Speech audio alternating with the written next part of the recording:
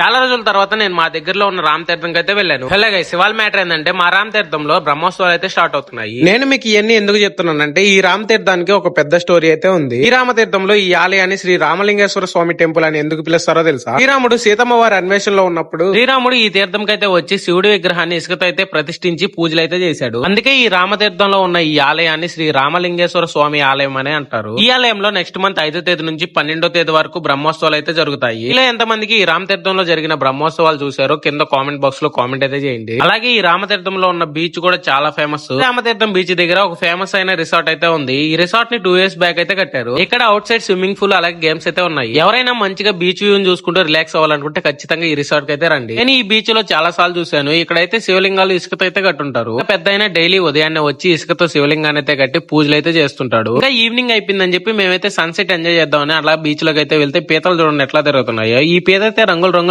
ఉంది, అందుకే దీన్ని అయితే పట్టుకున్నాను. ఈ పీతను పట్టేదానికి చాలా సాహసాలు అయితే చేసాము. ఫైనల్ గా అయితే పట్టుకొని దీన్ని అయితే చేతిలో పెట్టుకుందాం అంటే కరుస్తుందేమో భయం అయితే వేస్తుంది. పీతనైతే వదిలేసి కాస్త ముందుకెళ్ళంగానే మైపాడు బీచ్ లో పెట్టినట్టు మన రామ్ తీర్థంలో కూడా బైసైకిల్స్ అయితే పెట్టినారు. ఇంకా ఇవాళకైతే ఇంతే. వీడియో నచ్చితే ఫాలో చేసుకొని నెక్స్ట్ వీడియోకి వెళ్తాం. బాయ్ మామ.